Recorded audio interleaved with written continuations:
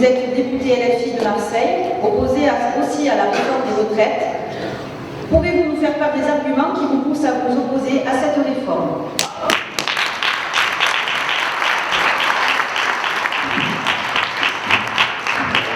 Pas de chichi à moi, donc je pense qu'on va le micro. Bonsoir tout le monde.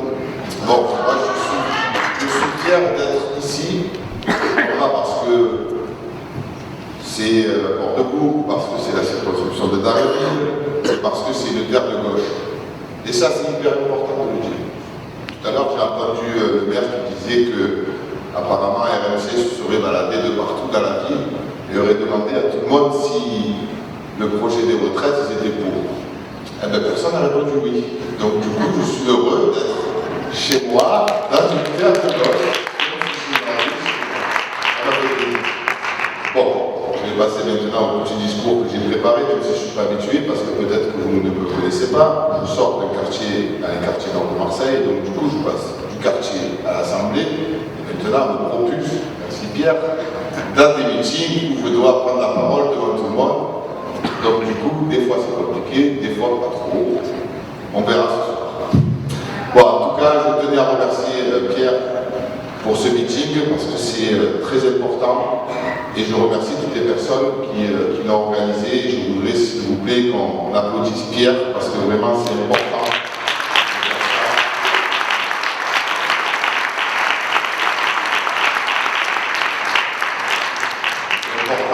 De voir que la gauche est là, malgré tout ce qu'on peut entendre à la télé. Ici, vous avez en face de vous des députés qui ne se prennent pas la tête, mais qui travaillent de nouveau au quotidien. Donc ça, c'est hyper important. Bon, je vais commencer mon discours maintenant. Alors, disons-le clairement, notre combat contre la Macronie et son monde passe par une victoire contre la réforme des retraites. Notre route pour faire gagner notre programme partagé avec la NUPES passe par la défaite de ce gouvernement. Parce que oui, il se fiche de fracturer le peuple.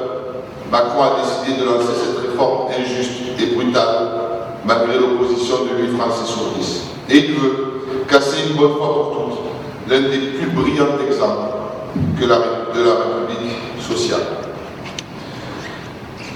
Je crois. Et c'est toujours les mêmes méthodes de mensonge pour nous faire avaler les revenus sociaux. Parce que le but réel de cette réforme des retraites est de baisser les dépenses pour dégrader radicalement ce pilier de la protection sociale qui est le système de retraite. Le combat politique sur la question des retraites est la mère des batailles.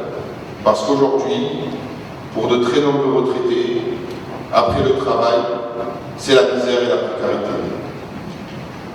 Et là, je vous parle en connaissance de cause, parce que mon père vient à peine de rentrer à la retraite, et il touche à peu près 921 € par mois, et quand on enlève le loyer et le manger, il ne reste plus grand chose.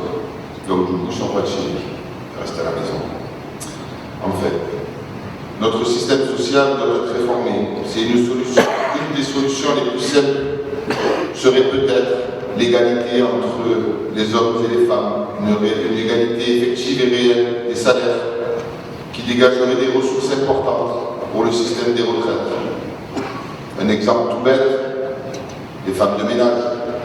Elles vont dans les appartements, dans les maisons des gens, pour aller faire le ménage. Pour nos anciens qui en ont besoin, d'une assistance. Ben, ces femmes de ménage-là, quand elles arrivent chez les gens, elles doivent prendre le téléphone, composer un numéro, et puis après, à partir de ce moment-là, elles sont payées. Mais le temps qu'elles montent l'ascenseur, elles montent chez les personnes, non. Le temps de trajet, non plus. Donc du coup, c'est important vraiment de s'occuper de l'égalité homme-femme et de faire en sorte que leur salaire soit valorisé pour que ça dégage des ressources importantes pour le système des retraites.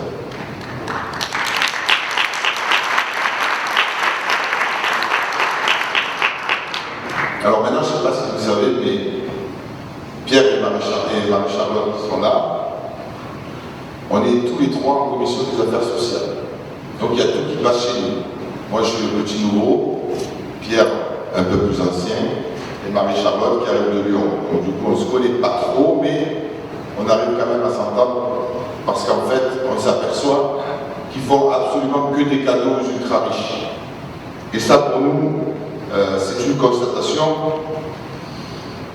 qui nous fait bizarre, parce que quand on arrive et qu'on voit après dans nos circonscriptions, et quand on voit les gens avec lesquels on a l'habitude d'être, on vous le dit, mais c'est difficile à le comprendre. Alors que Pierre, gentiment, il nous aide à comprendre les petites lignes, il nous aide à comprendre ce qu'il s'y passe, et ça c'est plutôt pas mal.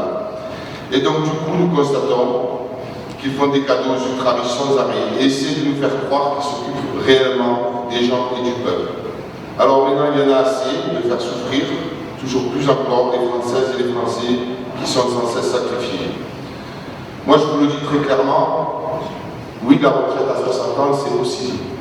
C'est possible parce que taxer les super profits, c'est possible, mais ils ne le veulent pas. Parce que la retraite à 60 ans, c'est possible parce que taxer les super dividendes, c'est possible, mais ils ne le veulent pas. Parce que l'augmentation des salaires, c'est possible aussi, mais ils ne le veulent pas. Pour faire vivre notre système de solidarité, il n'y a qu'un chemin, une société plus juste. Tout ce que nous proposons est bien plus simple, bien plus sérieux, bien plus sensé que leur politique de petits comptables. Comment peuvent-ils nous demander à nous de travailler jusqu'à 64, 65, 66, 67 ans, ça dépend des carrières que nous avons, alors que nous sommes le poumon de la France et de cette société. Nous sommes juste des gens qui font simplement tourner le pays en France. C'est pas eux qui se lèvent pendant 40 ans, 30 ans, à 4 heures du matin pour aller nettoyer leur bureau, faire tourner les usines, décharger leurs colis. Comment peuvent-ils demander à des ouvriers, des infirmières, des caissières, des enseignants, des postiers, des travailleurs sociaux de travailler pour toucher une retraite au niveau du seuil de pauvreté, voire même d'être décédés avant? C'est la preuve de leur mépris envers le peuple.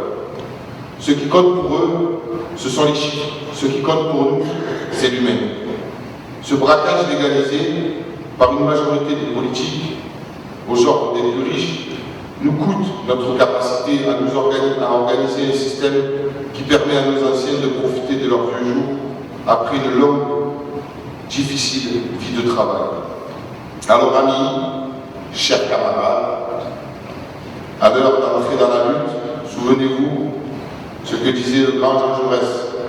L'histoire enseigne aux hommes la difficulté des grandes tâches et la lenteur des accomplissements, mais elle justifie l'invincible espoir. Vive l'unité, vive la lutte et bientôt l'avenir en commun.